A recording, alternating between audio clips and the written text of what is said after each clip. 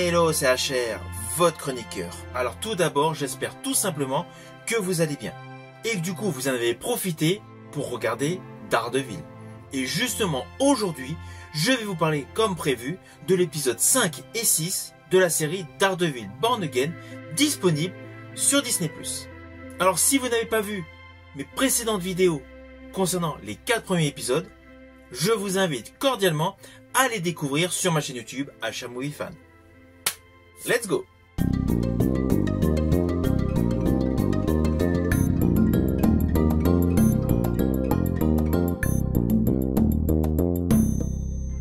Alors naturellement, dans cette vidéo, il y aura de légers spoils.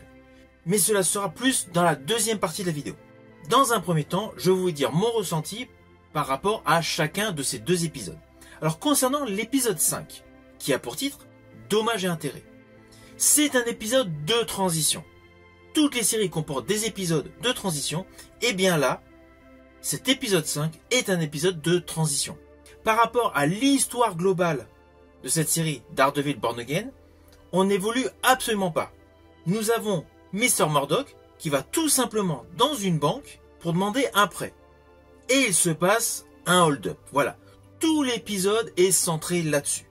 Donc en ce qui concerne les lignes de script que nous avions depuis le début de cette série, on ne progresse pas. Ceci dit, c'est un épisode de transition qui offre pas mal de clins d'œil. On est dans la fanservice. Pour tous les aficionados des séries traitant de super-héros, sachez qu'on nous précise que nous sommes à Jersey City. Et on nous parle naturellement de Miss Marvel. Donc voilà, il y a un petit côté de fanservice dans cet épisode, avec en fond de commerce, un braquage. Naturellement, je rajouterai quelques petits détails, mais après vous avoir parlé de l'épisode 6, qui a pour titre « Méthode excessive ». Alors cet épisode nous replonge totalement à la suite de l'épisode 4. Et comme je l'avais prédit, cet épisode se concentre essentiellement sur le psychopathe qui vit dans le métro. On a beaucoup plus de détails sur ce personnage, avec notamment la composition de ces graffitis qui est fait sur les murs. À cela s'ajoute une précision scénaristique sur le ressenti de Fisk et de Murdock, et différents arcs narratifs qui gravitent autour d'eux, essentiellement par rapport à leur posture d'avant. Je rajouterai que dans cet épisode 6, il y a de la nostalgie, il y a de l'émotion. Le personnage Matt Murdock n'a de cesse de penser à White Tiger, qui a été assassiné. Et parallèlement, le contrôle des trafics, initié par Fisk, semble avoir totalement disparu des esprits des malfrats. Toute la nouvelle génération de criminels s'imagine totalement avoir repris le territoire à Fisk. C'est un côté scénaristique qui est pas mal. Il y a vraiment beaucoup de thèmes sous-jacents qui sont très édulcorés, qui tendent vers un final totalement explosif. Le final de cet épisode est totalement explosif. Le seul petit bémol concernant cet épisode, c'est que le personnage du psychopathe qui vit dans le sous-sol du métro est traité de manière un petit peu trop rapide. Mais bon, c'était prévisible, c'est plus pour mettre en exergue la future confrontation entre Murdock et Fisk. Alors attention à ce que je vais dire.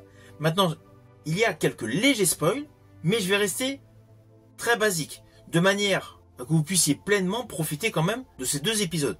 Deux épisodes qui sont de bonne qualité. Alors, naturellement, je préfère l'épisode 6. Alors concernant l'épisode 5, donc il y a le braquage classique avec naturellement Matt Murdock alias Daredevil qui va faire son rôle de justicier. Le petit clin d'œil que j'ai particulièrement aimé dans cet épisode, c'est que chacun des gangsters porte des cagoules de couleur rouge, bleu, jaune, verte. Implicitement, le personnage Matt Murdock récupère une de ces cagoules et naturellement, il a pris la rouge. C'est le petit clin d'œil que j'ai particulièrement aimé. Sinon, le côté fanservice sur Miss Marvel, oui, sans plus. Mais cela permet d'avoir un côté accrocheur avec l'univers Marvel. Alors, concernant l'épisode 6, qui est excellent, la confrontation avec le psychopathe est fugace, mêlée dans une violence totale. Et justement, c'est ça ce que j'ai aimé dans cette série, c'est que parallèlement à la confrontation entre le psychopathe et le personnage Daredevil, qui a remis son masque et sa tenue pour l'occasion, il y a la confrontation de Fisk avec le fameux homme enfermé dans la cage. La fin de cet épisode nous présente une montée en puissance de tout ce qui est refoulé au cœur de ces deux personnages. Le côté justicier qui veut annihiler les criminels et le côté malsain et vil de Fisk, véritable terreur, initiateur de crime, qui déambule dans un escalier avec une hache.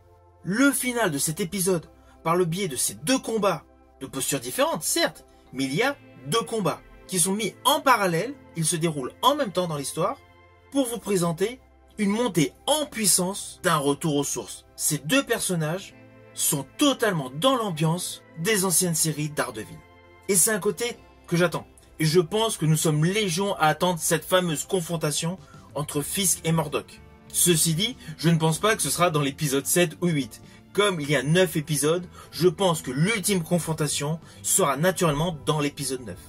Cependant, comme les deux personnages se connaissent parfaitement, le final va être assez tendu. Naturellement, je vous invite cordialement à découvrir ces deux épisodes que je viens de vous parler, si vous ne les avez pas vus. Quant à moi, je vous dis à bientôt pour une prochaine vidéo, et surtout, pour vous faire mon ressenti sur mon visionnage de l'épisode 7 et 8. À bientôt.